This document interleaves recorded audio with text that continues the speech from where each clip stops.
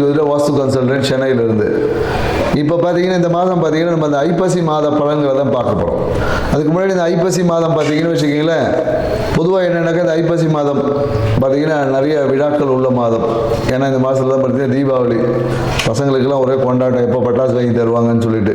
ஏன்னா இந்த மாதம் நிறைய பலகாரங்கள் எல்லாம் செய்வாங்க, நிறைய ஸ்வீட்ஸு, நிறைய இனிப்பு பலகாரங்கள் இந்த மாதத்தில் நிறைய இருக்கும். அதே போல் நல்லா பார்த்தீங்கன்னா நல்ல இந்த முறுக்கு, அதிரசம், ஒட்டவடைன்னு சொல்லிட்டு அப்படியே இந்த வறுத்த உணவுகளை அதிகமாக நம்ம எடுத்துப்போம். மேலும் பார்த்தீங்கன்னா குடும்பத்தில் எல்லாருக்கிட்ட ஒரு மகிழ்ச்சி வந்து இந்த காலத்தில் ரொம்ப அதிகமாக இருக்கும். குடும்பத்தில் பார்த்தீங்கன்னா மகிழ்ச்சி இருக்குது. ஏன்னா தீபாவளிக்கு போனஸ் கொடுப்பாங்க, நிறைய பேர் பண்டு போட்டிருப்பாங்க. இது எல்லாமே இந்த மாதத்தை வந்து சிறப்பிக்கக்கூட ஒவ்வொரு காரணம் இருக்குது. அதே போல் தான் பார்த்தீங்கன்னா இந்த ஐப்பசி மாதம் பார்த்தீங்கன்னா நிறைய கிரக மாற்றங்களும் இருக்குது. ஏன்னா இந்த குரு பகவான் பார்த்தீங்கன்னு வச்சுக்கோங்க, அதிசாரமாக கடகத்தில் வர்றார், ஐப்பசி மாத தொடக்கத்திலே வந்துடுறார். மேலும் பார்த்தீங்கன்னா புதன் பகவான் பார்த்தீங்கன்னு வச்சுக்கோங்க, இந்த ஐப்பசி மாதத்தில் பார்த்தீங்கன்னா விருட்சகத்துக்கு போகிறார், துலாத்துலேருந்து விருட்சகத்துக்கு போகிறார். மேலும் செவ்வாய் பகவானும் பார்த்தீங்கன்னா இந்த மாதம் துலா ராசியிலேருந்து விருட்சகத்தில் போய் ஆட்சியாக உட்கார போகிறார். மேலும் பார்த்தீங்கன்னு வச்சுக்கோங்க, சுக்கிர பகவானோட பயிற்சியும் இருக்குது. ஏன்னா சுக்கிர பகவான் பார்த்தீங்கன்னா நவம்பர் 2ஆம் தேதி பார்த்தீங்கன்னா கன்னியிலேருந்து துலாத்துக்கு வர்றாரு ஆட்சியாக. ஸோ மேலும் பார்த்தீங்கன்னா சூரிய பகவான் பார்த்தீங்கன்னா ஐப்பசி மாதம் எப்போதும் துலா ராசியில் இருப்பார். ஏன்னா துலா ராசியில் பார்த்தீங்கன்னா சூரிய பகவான் நீசம். ஸோ இப்படி இவ்வளோ கிரக மாற்றங்கள் இந்த மாதத்தில் இருக்கிறதுனால நிறைய விஷயங்கள் இந்த மாதத்தில் நடக்க போகுதுன்னு சொல்லலாம்.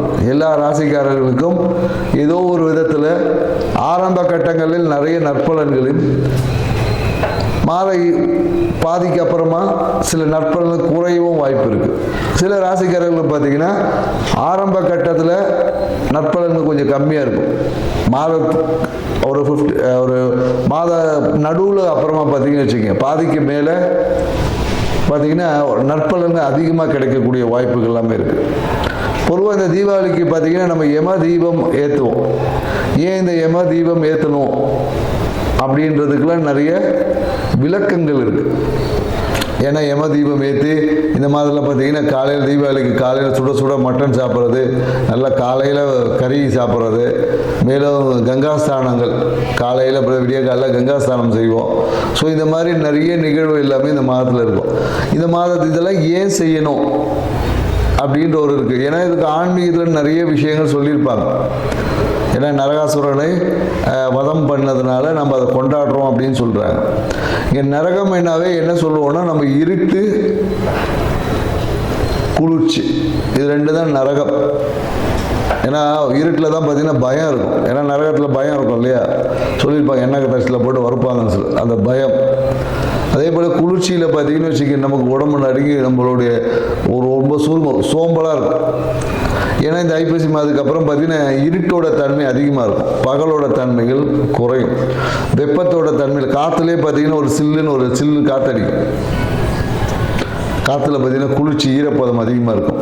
ஸோ அப்போ இந்த விஷயங்களை, ஏன்னா இது எல்லாமே பருவகால மாற்றம், பருவகால மாற்றங்களுக்கு ஏற்றாப்படி நம்மளுடைய வாழ்க்கை முறையில் சில மாற்றங்களை செய்து கொண்டால் நம்ம வாழ்க்கை சிறப்பாக இருக்கும். அப்படின்றதுனால தான் சில நிகழ்வுகளை அந்த பருவகால மாற்றத்தின் தொடக்கத்தில் நம்ம செய்வோம். ஏன்னா நம்ம தீபாவளி அன்றைக்கி கங்காஸ்தானம் குளிச்சிடுவோம், அதோட கிடையாது.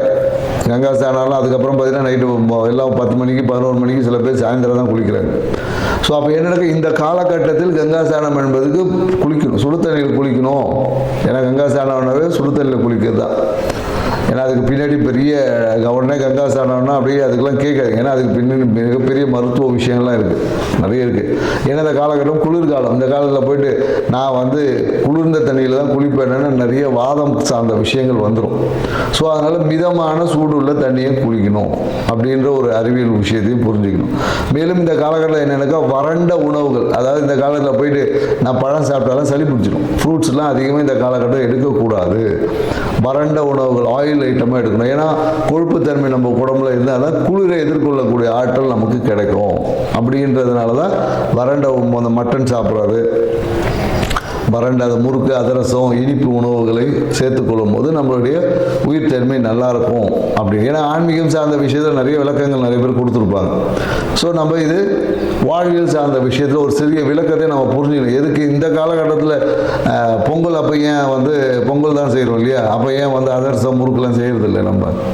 ஸோ பருவ காலங்களுக்கு ஏற்ற மாதிரி நம்மளுடைய உணவு பழக்க வழக்கம் இதை தான் பாரம்பரியம் சொல்லுது. ஏன்னா நம்ம இன்னைக்கு பாரம்பரிய விஷயங்களில் நிறைய மறந்துட்டோம். தீபாவளி வந்தால் ஒரு சினிமா பார்க்குறதோட முடிஞ்சு போச்சு. போய் புது படம் பார்த்துட்டு 4 பட்டாசு வெடிச்சுட்டு கவுந்தடிச்சு படுத்துக்க வேண்டியதாக இருக்குது. ஸோ இது வாழ்க்கையில் நம்ம முன்னோர்கள் நமக்கு கொடுத்த வரக்கூடிய காலங்களில் எதிர்கொள்ளக்கூடிய ஆற்றல் நம்ம ப்ரிப்பரேஷன். ஏன்னா மார்கழி மாதம் குளிர் தாங்க முடியாது. அதுக்கான ப்ரிப்பரேஷனை முன்னாடியிலேருந்து இந்த காலகட்டத்தில் நம்ம தொடங்கும். ஏன்னா அடுத்தது கார்த்திகை மாதம்.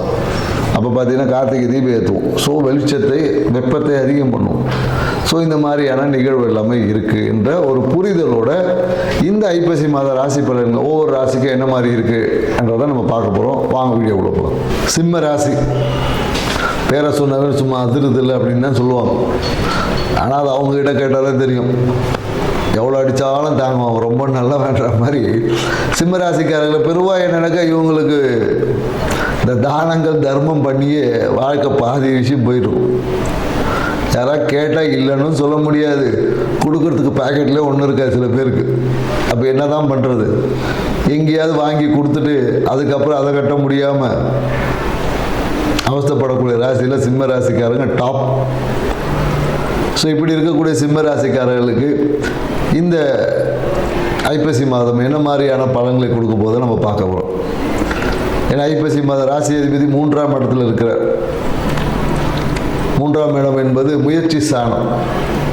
ஸோ அப்போ இந்த காலகட்டத்தில் பார்த்தீங்கன்னா நிறைய புதிய முயற்சிகளை செய்து கொண்டிருப்போம்.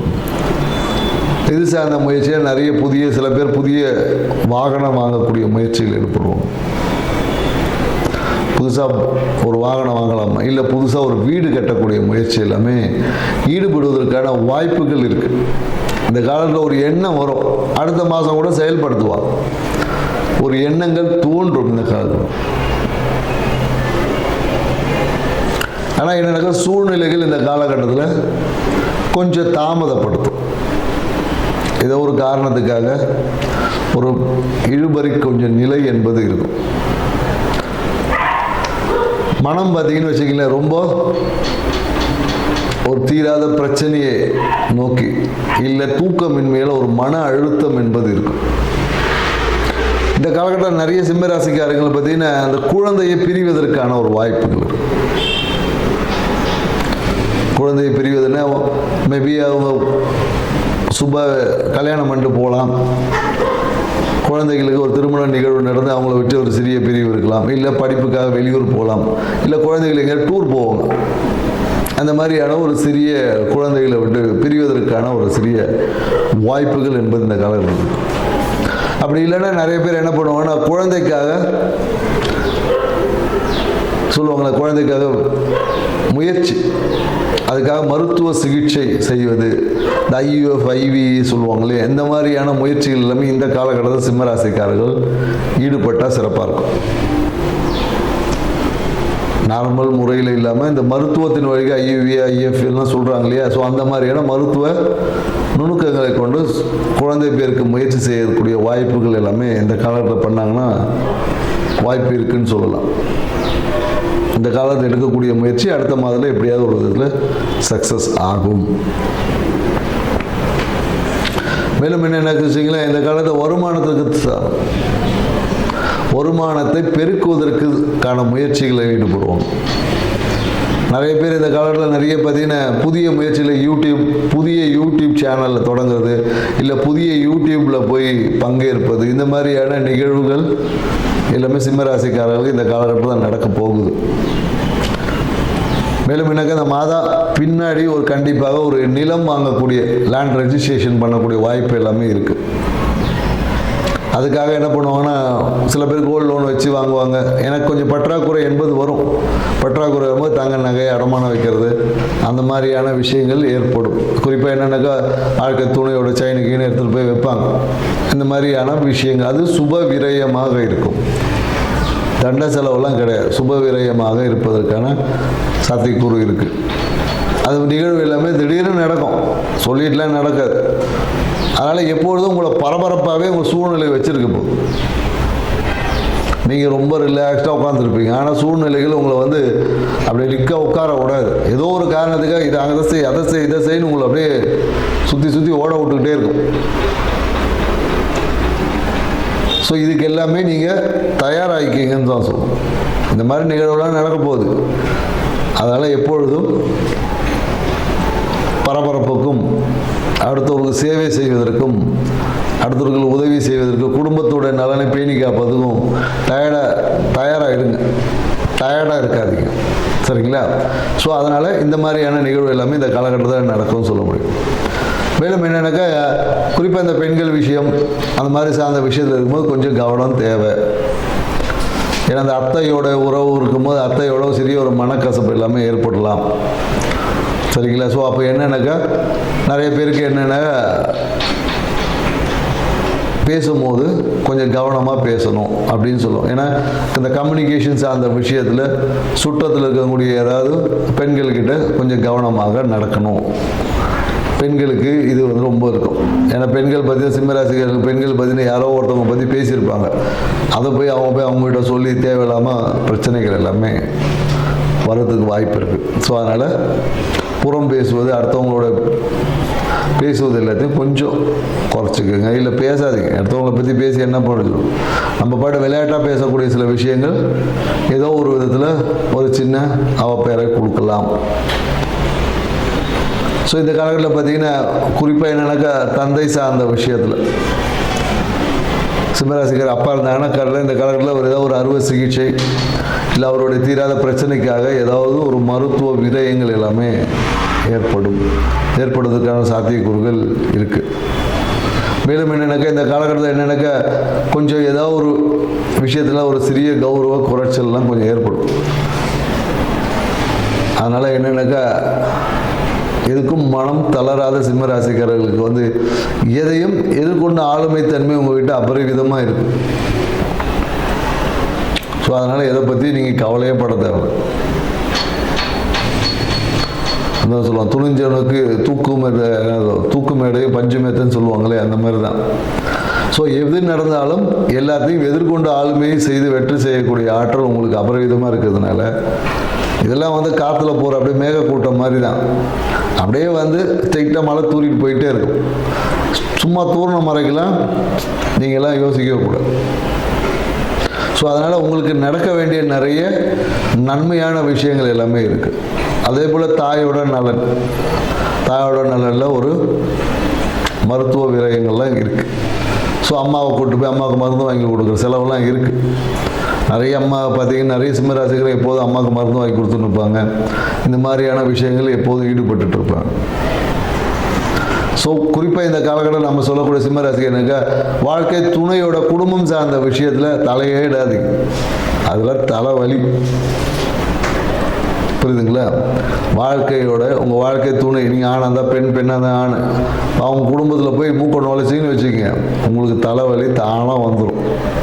நீங்கள் என்ன அன்னாசின் போட்டாலும் சரி, எந்த மாத்திரை போட்டாலும் தலைவலி போகாது. ஸோ அதனால் முடிந்த அளவுக்கு இந்த காலகட்டம் அந்த அளவுக்கு நல்லா இல்லை, அடுத்த வருஷத்துக்கு அப்புறம் நல்லாயிருக்கும். ஸோ வாழ்க்கை துணை குடும்பம் சார்ந்த விஷயத்தில் தலையீடுகளை தவிர்த்து கொண்டீங்கன்னா உங்களுடைய கௌரவம் என்பது பாதுகாக்கப்படும். உங்களுக்கு தேவையற்ற அவப்பெயர் எதுவும் வராது. இல்லைன்னா நீங்கள் ஒரு நல்லது பேசியிருப்பீங்க, கடைசியாக நீங்கள் தான் பிரச்சனைக்கு மூல காரணம் கொண்டு போய் உங்களை முன்னாடி நிறுத்திடுவாங்க. அதனால் ஒரு சிறிய ஒரு அவமானத்தை சந்திக்கலாம்.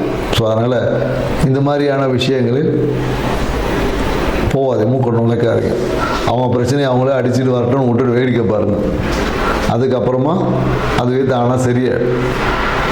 மேலும் என்னென்னாக்கா, இந்த காலகட்டத்தில் நீங்கள் என்ன பண்ணலாம் பார்த்தீங்கன்னு வச்சிங்களேன், உங்கள் என்ன சொல்கிறது, குழந்தைகளுக்காக சிம்மராசிக்காரர்கள் இந்த காலகட்டத்தில் என்ன பண்ணலாம் பார்த்தீங்கன்னா, மன அமைதி கிடைக்க நல்லா தூங்குங்க.